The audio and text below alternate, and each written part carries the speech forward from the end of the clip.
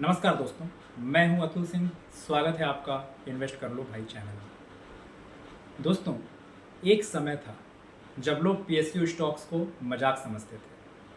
कहते थे ये कंपनी स्लो है, इनएफिशिएंट है और प्राइवेट पीयर्स के सामने इसका कोई फ्यूचर नहीं है। लेकिन पिछले कुछ सालों में पिक्चर बदल चुकी है। पीएसयू स्टॉक्स ने आउट परफॉर्म किया है। रिफॉर्म्स, गवर्नमेंट पुश और बैलेंस शीट क्लीनअप ने इसको दोबारा स्पॉटलाइट में ला दिया है।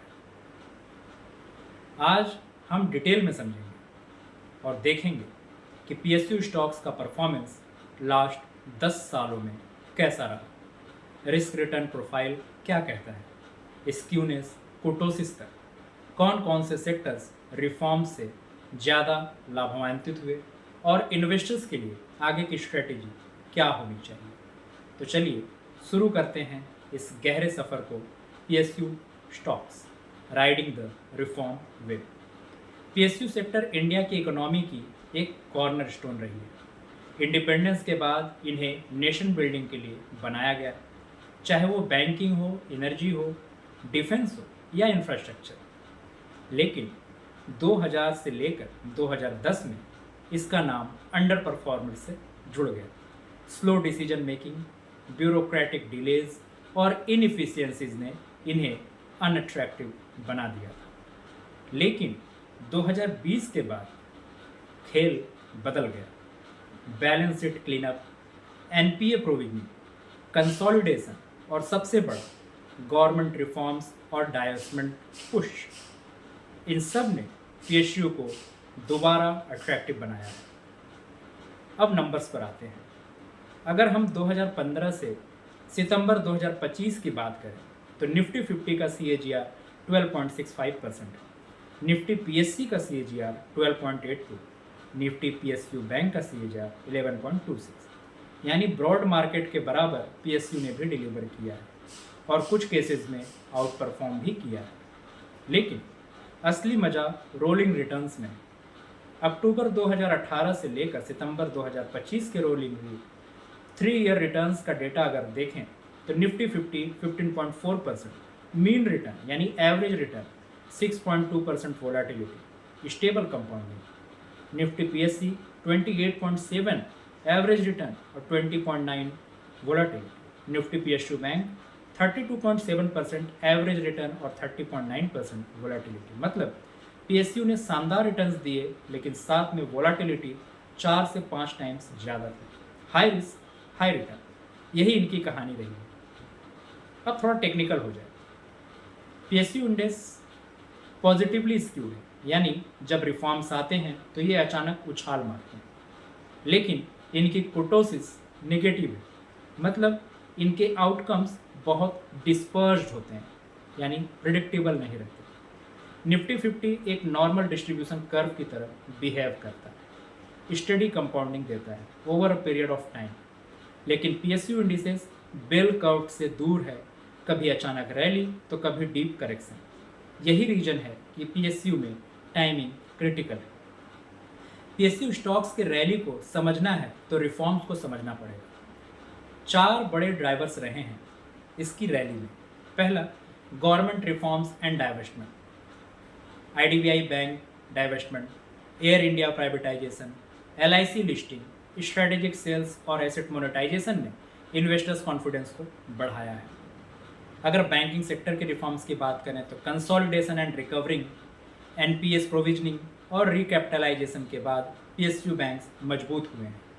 FY25 तक क्रेडिट ग्रोथ 16% रहा year on year. Asset quality भी इम्प्रूव हुई है। एनर्जी सेक्टर की बात करें तो ONGC, IOC, BPCL refining margin से स्ट्रांग रहे। Government incentives on green hydrogen और रिन्यूएबल्स से भी इसको पुश मिला। एनर्जी ट्रांजिशन का सेंट्रल रोल PSU को मिला। डिफेंस और इंफ्रास्ट्रक्चर पुश की बात करें तो Hindustan aeronautics, Bharat electronics record order books के साथ बैठे हैं। गवर्नमेंट का कैपेक्स ड्राइव इनको मल्टी बैगर बनाया है और हो सकता है आगे भी बनाए। अब वैल्यूएशंस पर आते हैं।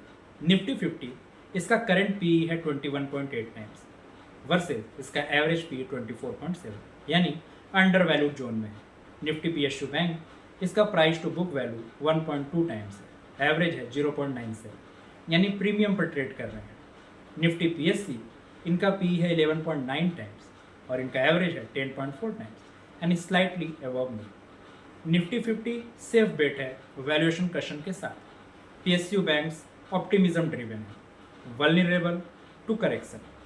पीएससी जस्टिफाइड प्रीमियम पर है, रिफॉर्म मोमेंटम सस्टेन रहा तो अपसाइड पॉसिबल है। पीएसयू स्टोरी कंपेलिंग है लेकिन रिस्क भी उतना ही है। Oil prices volatility energy PSUs को हिट कर सकती है।